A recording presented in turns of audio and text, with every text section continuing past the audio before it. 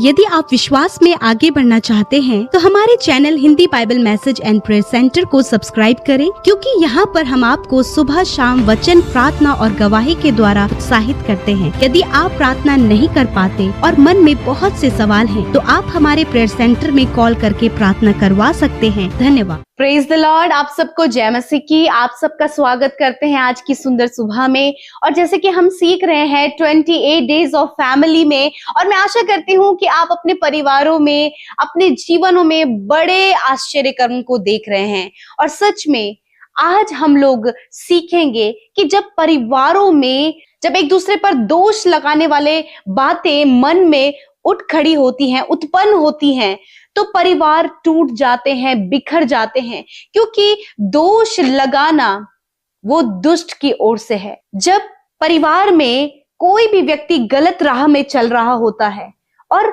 उसका जीवन गलत होता चला जा रहा है, और हम कई बार देखते हैं कि लोग उस पर दोष लगाने लगते हैं, उसकी कमियों को देखने लगते हैं। उनके पास दोष लगाने का कारण होता है क्योंकि वो व्यक्ति गलत रास्ते पर चल रहा है, वो व्यक्ति अपनी सारी बातों में गलत है, और परिवार के लोग उस पर दोष लगाते हैं कि तूने ये गलत कार्य किया है और तेरे जीवन में ये कमियां हैं। और मैं आपको बताना चाहती हूं कि परमेश्वर का वचन हमें कुछ और करने के लिए कहता है। परमेश्वर का वचन बहुत ही अद्भुत है। जब हम दोष लगाते हैं तो परमेश्वर का वचन कहता है कि दोष मत लगाओ। परमेश्वर दोष लगाने के लिए मना करता है, परंतु फिर भी हम लोग एक दूसरे पर दोष लगाते हैं। पति पत्नी पर दोष लगाता है और पत्नी पति पर दोष लगाती है। माता पिता बच्चों पर दोष लगाते हैं और बच्चे माता पिता पर दोष लगाते हैं। दोस्त एक दूसरे पर दोष लगाते हैं, पड़ोसी एक दूसरे पर दोष लगाते हैं, सास बहू पर दोष लगाती है, बहू सास पर दोष लगाती है। और हम ऐसा ही देखते हुए आ रहे हैं। हर एक जन के परिवारों में ये बातें देखने को मिलती हैं। परंतु हम परमेश्वर के वचन से देखेंगे कि परमेश्वर का वचन हमें क्या कहता है। मेरे साथ निकाल लीजिए आप कुलुस्सियों की किताब, उसका 3 अध्याय और 13 पद। और यदि किसी को किसी पर दोष देने का कोई कारण हो तो एक दूसरे की सह लो और एक दूसरे के अपराध क्षमा करो। जैसा प्रभु ने तुम्हारे अपराध क्षमा किए, वैसे ही तुम भी क्षमा करो। आमीन। हालेलुया। अब जब हम परिवारों में इस बात को देखते हैं कि हर एक व्यक्ति के पास दोष लगाने का कारण है। जब बहू ने गलत कार्य किए तो सास के पास दोष लगाने का कारण है, और सास ने गलत काम किए तो बहू के पास दोष लगाने का कारण है। ऐसी पति को और पत्नी को एक दूसरे की कमी देखकर दोष लगाने का कारण है। परंतु हमारा परमेश्वर चाहता है कि हमारे पास दोष लगाने का कारण है, परंतु परमेश्वर का वचन अद्भुत है। हम जब दोष लगाते हैं तो हम डायरेक्ट फैसला करते हैं, परंतु परमेश्वर का वचन हमें सिखा रहा है, परिवार में लोगों को सिखा रहा है। यदि आज आपके परिवार में ये समस्या है कि दोष भावना उत्पन्न हो रही है, दोष लगाने वाला कैरेक्टर उत्पन्न हो रहा है, तो परमेश्वर का वचन आज आप अपने जीवन में अप्लाई करें। वचन कहता है यदि किसी को किसी पर दोष देने का कारण हो तो एक दूसरे की सह लो। और ये इम्पॉसिबल है, सहना बहुत ज्यादा इम्पॉसिबल है, परंतु परमेश्वर का वचन हमें ये करने को कहता है। यदि आज आप के पास दोष लगाने का कारण है, आप गलतियां देख रहे हैं अपने बच्चों पर, आपको गलतियां नजर आ रही हैं अपने पति पर, अपनी पत्नी पर, अपनी सास पर, अपने बहू पर, तो आज परमेश्वर का वचन कहता है कि आप एक दूसरे की सह लो। मुश्किल है, परंतु परमेश्वर ने आपको और मुझे सहायक दिया है। उस सहायक की मदद के द्वारा आप जो सहन नहीं कर सकते हैं, वो सहन करने की सामर्थ्य आपको प्रदान करेगा। आप परमेश्वर के सम्मुख आए। सबसे पहला काम आपको करना है, यदि आपके पास दोष लगाने का कारण है तो सबसे पहली बात आपको सहन करना है। परमेश्वर का वचन कहता है एक दूसरे की सह लो। आप उस पर डायरेक्ट रिएक्ट ना करें, वरन परमेश्वर के सम्मुख आएं और प्रार्थना करें कि परमेश्वर इस व्यक्ति पर या फिर मेरे परिवार के लोगों में ये गलत काम मैंने पाया है, परमेश्वर मुझे सहन करने की शक्ति दे। प्रभु मुझे सहनशील बना ताकि मैं इन पर दोष न लगाऊं, मैं इनकी सहन कर सकूं। क्योंकि जब आप ऐसा कार्य जो परमेश्वर के वचन के द्वारा बताया गया है कि दोष लगाने के कारण आपके पास है, परंतु आपको क्या करना है, उसे सहन करना है। सह लो और उन्हें क्या करो, आगे परमेश्वर का वचन, पहला काम आपको करना है कि आपको सहन करना है। दूसरी बात, एक दूसरे के अपराध क्षमा करो।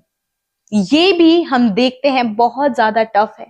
जब आपके साथ बुरा हो रहा है और आप अपनी आंखों के सामने गलत होता हुआ देख रहे हैं और आप बहुत परेशान हैं, तो परमेश्वर का वचन कहता है कि उनके अपराध, एक दूसरे के अपराध क्षमा करो। यदि आपने किसी के विरोध में पाप किया है या फिर किसी ने आपके विरोध में अपराध किया है, तो आप उस अपराध को क्षमा करें, क्योंकि ये परमेश्वर का वचन कहता है। ये कोई मनुष्य नहीं कह रहा, ये परमेश्वर का जीवित वचन कह रहा है। यदि आप अपने फैमिली में, अपने जीवन में, अपने परिवार में इस बात को अप्लाई करते हैं, इस दूसरी बात को कि एक दूसरे के अपराधों को क्षमा करें, और आगे परमेश्वर का वचन कहता है, एक बात परमेश्वर आपको याद दिलाता है कि जैसे प्रभु ने तुम्हारे अपराध क्षमा किए, जैसे प्रभु ने तुम्हारे अपराध क्षमा किए, इट मीन्स हर एक व्यक्ति ने पाप किया है कभी ना कभी। यदि आज आपको दूसरे में कमियां और दूसरे में दोष लगाने का रीजन आपको मिला है,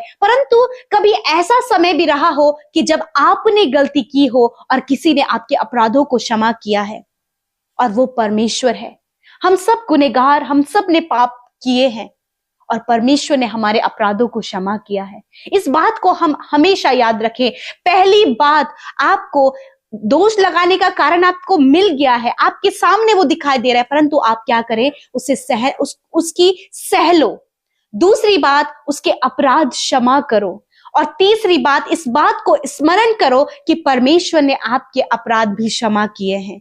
और चौथी बात, आपको भी वैसे ही तुम भी क्षमा करो। इस बात को याद जब आप करेंगे कि प्रभु तूने मेरे अपराध, मेरे दोष को दूर किया, उसी प्रकार आपको भी ये याद आएगा कि प्रभु मुझे भी ऐसे करने की सामर्थ्य दे। तो इन चार बातों को आप अपने परिवार में इस्तेमाल करें, अपने जीवन में, अपने व्यक्तिगत जीवन में अप्लाई करें। क्योंकि जब आप परमेश्वर के वचन को अप्लाई करेंगे, जब आप परमेश्वर के वचन को उसके अनुसार आप चलेंगे, तो आप अपने परिवार में उस दोष की भावना को खत्म होता हुआ देखेंगे।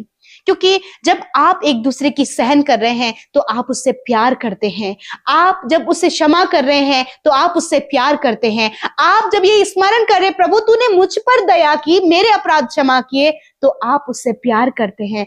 क्यों? क्योंकि हमारा परमेश्वर प्रेम है और आप वैसा ही करना शुरू करेंगे। आप उनके अपराधों को क्षमा करेंगे और ऐसे में आप अपने परिवारों में मेल मिलाप, रिश्तों को टूटने से बचाएंगे, आप गड़बड़ियों को होने से बचाएंगे, आप लड़ाई झगड़ों को होने से बचाएंगे, क्योंकि आप परमेश्वर के वचन के अनुसार चल रहे हैं। सो इन चार बातों को मैं आशा करती हूं कि आपने सीख लिया है और इन चार बातों को आप जरूर से अप्लाई करें। ये इम्पॉसिबल आपके लिए है, परंतु परमेश्वर जो आपके साथ रहता है, परमेश्वर जिसने आपको पवित्र आत्मा सहायक के रूप में दिया है, वो पवित्र आत्मा आपको इस वचन के अनुसार चलने में सहायता करेगा और आपके जीवन से, आपके परिवार से उस दोष भावना को दूर करेगा, दोष लगाने वाले स्वभाव को दूर करेगा और आप अपने परिवार में परमेश्वर की आज्ञा को, उसके वचन को पूरा होते हुए देखेंगे और एक खुशहाल परिवार आप अपने जीवन में देखने पाएंगे। आप अपने परिवार को खुशहाल होता हुआ देखेंगे और मैं आशा करती हूं इस वचन के द्वारा आपने आशीष पाई है और यूं ही आप इसे अप्लाई करें, क्योंकि जब हम प्रभु के वचन के अनुसार चलते हैं तो प्रभु का कार्य अद्भुत रीति से होता है। जय मसीह। मेरा बेटा बहुत परेशान करता था, उसके ऊपर किसने तंत्र विद्या कर रखी थी, तो अब उसी मसीह की कृपा से ठीक है। दूसरी गवाही, मेरे पति के पेट में अल्सर हो गया था, पानी भर गया था और उनकी हार्ट बीट कम हो गई थी। बहुत परेशान थे हम लोग। फिर हमने पी के ब्रदर और मीता मसीह की हमने प्रे करवाई तो मेरे पति चंगे हो गए। और तीसरी गवाही मेरी, उनके अटैक पड़ गया था 2 मार्च को। फिर हमने प्रे करवाई उनकी टीम में, तो उन्होंने प्रार्थना की, अब मेरे पति भले चल गए हैं।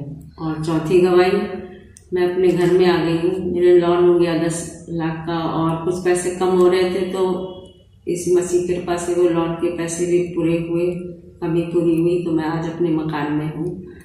पीके मसीह और अमृता मसीह को मैं आइए हम सब मिलकर प्रार्थना करेंगे। आप मेरे साथ मिलकर प्रार्थना करें, क्योंकि प्रभु आपकी प्रार्थनाओं का उत्तर हाँ और आमीन में देने जा रहे हैं। आइए मिलकर प्रार्थना करें।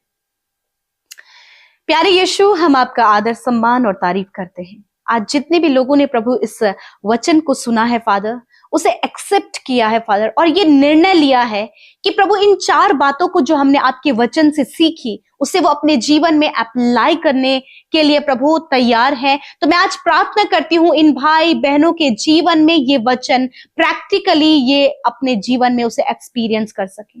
पिता, हम धन्यवाद करते हैं कि आपने प्रभु रात भर संभाला, सुरक्षित रखा और आज का नया दिन दिया है और अपनी योजना में शामिल किया प्रभु, और अपने जीवित कलाम अपने वचन से परमेश्वर तूने बातचीत किया। आज जितने लोगों ने बड़े ध्यान से इस वचन को सुना है, मैं प्रार्थना करती हूँ पिता कि इस वचन के अनुसार चलने में, इन 4 बातों को अपने जीवन में अप्लाई करने में आप सहायता करें।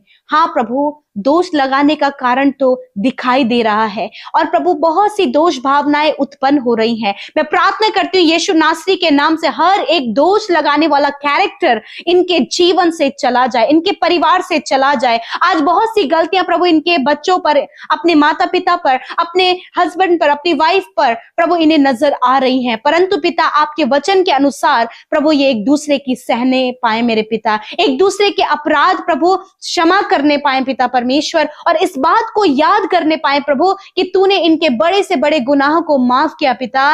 प्रभु उसी प्रकार ये भाई बहन भी दूसरे को देखकर उस बात को स्मरण करते हुए कि प्रभु तूने मेरे अपराध क्षमा किए, प्रभु ये भी एक दूसरे के अपराध क्षमा करने पाए, अपनी पत्नी को क्षमा करने पाए, अपने पति को क्षमा करने पाए पिता। Thank you father Lord. यदि आपके पति से गलती हुई है तो आज आप अपने हस्बैंड के लिए मेरे साथ मिलकर प्रार्थना करें। प्रभु यीशु मसीह, जब हर एक प्रभु पत्नी अपने पति के लिए प्रार्थना करे प्रभु कि उन्हें वो गलत देखते हुए प्रभु, वो उन्हें गलत करते हुए प्रभु मिले हैं प्रभु, तो आज परमेश्वर पिता इस तेरे वचन के अनुसार वो उनकी सहले, उनके अपराध क्षमा करें, ताकि प्रभु आने वाले समय में प्रभु इनका रिश्ता और ज्यादा मजबूत बनने पाए पिता। यदि आज ऐसी ही कमियां परिवार के जिस भी सदस्य में इन्हें नजर आ रही है प्रभु, आज ये उनकी सहने पाए, उनके अपराध क्षमा करने पाए, तेरे वचन के अनुसार ये इन बातों को अप्लाई कर सके। यदि आज प्रभु इन भाई बहनों ने एक दूसरे के विरोध में पाप किया है प्रभु, तो प्रभु आज पिता ये हियाव दे पिता कि ये क्षमा करने वाले हो सके, इनके अंदर क्षमा करने वाला हृदय दे, दया करने वाला हृदय दे, तरस खाने वाला हृदय दे प्रभु, और प्रभु सहन करने वाला, सहनशील प्रभु आप इन्हें बनाए पिता। ये असंभव है, परंतु पवित्र आत्मा आप इनकी सहायता करें कि ये सहनशील होने पाए। एक दूसरे पर दोष लगाने का कारण इनके पास है, परंतु प्रभु ये सहन करने पाए पिता। प्रभु आज मैं प्रार्थना करती हूँ इनके परिवार में जो लड़ाई झगड़े, कलेश, तनाव, मारपीट और कर्जे हैं और बहुत सारी प्रॉब्लम से होकर गुजर रहे हैं प्रभु, परिवारों से ये सारी बातें निकल कर चली जाएं, इनके बच्चों के जीवन से सारी प्रॉब्लम्स निकल कर चली जाएं, इनके पर्सनल लाइफ से सारी प्रॉब्लम्स निकल कर चली जाएं। हम आज्ञा देते हैं जितने लोग कॉम्पिटिटिव एग्जाम की तैयारी करें खुदा उन्हें ज्ञान बुद्धि समझ दे ताकि वो क्वालिफाइड हो। प्यारे परमेश्वर गवर्नमेंट जॉब से ब्लेस करे, अच्छी जॉब से ब्लेस करे, इनके संग संग चलने वाले आप हैं प्रभु, आप इनके लिए रास्ते तैयार करें प्रभु जी। और जितने लोग आज कर्जे में हैं, यीशु के नाम से उनके कर्जे को हम कमांड करते हैं, इनके जीवन से चले जाओ। आज जितने भी लोग बीमार हैं अपनी बीमारी की जगह पर हाथ रखे, तेरा वचन कहता है परमेश्वर यशाया 53 में पिता आपका वचन कहता है निश्चय मैंने तुम्हारे रोगों को सह लिया, दुखों को उठा लिया। इस वचन के अनुसार प्रभु हर एक रोग, हर एक दुर्बलता, कमजोरी, अंदरूनी अंगों में प्रॉब्लम्स, हर एक बीमारी को प्रभु तूने अपने ऊपर ले लिया और चंगाई को दिया प्रभु। हम कमांड करते हैं पिता यीशु के नाम से, इसी वक्त सारी बीमारियों से कहते हैं निकल जाओ इनके शरीर से, छोटे बच्चों के, नौजवानों के, बुजुर्गों के शरीर से हर एक बीमारी मैं तुम्हें आज्ञा देती हूँ, जाओ यीशु के नाम से। इनकी आंखें चंगी हो जाए, कान चंगे हो जाए, हाथ पैर चंगे हो यीशु के नाम से, हड्डियां चंगी हो, नसें मांसपेशियां रिकवर हो यीशु के नाम से, शुगर बीपी की बीमारी नष्ट हो, यूट्रस में जो प्रॉब्लम है, ओवरी में जो सिस्ट है यीशु के नाम से इसी वक्त नष्ट हो प्रभु, गुप्त रोग नष्ट हो, कैंसर, पैरालाइज ट्यूमर, अल्सर, दौरे पड़ने की प्रॉब्लम नष्ट हो यीशु के नाम से प्रभु सफेद दाग की समस्या नष्ट हो। प्रभु जिन्हें प्रभु फूड डाइजेस्ट नहीं होता है खुदावन, लीवर में प्रॉब्लम बताई गई है, यीशु के नाम से वो प्रॉब्लम चली जाए। थैंक यू फादर, आपने चंगा किया, तेरे कोड़े खाने से ये भाई बहन चंगे हो गए हैं। आज की सुबह में प्रभु इनके संग संग चले, दुर्घटना खतरे मुसीबतों से आप बचाएं प्रभु, और इनकी जरूरतों को पूरा करें प्रभु जी। मैं धन्यवाद करती हूँ यीशु कि आपने हमारी प्रार्थनाओं को सुना।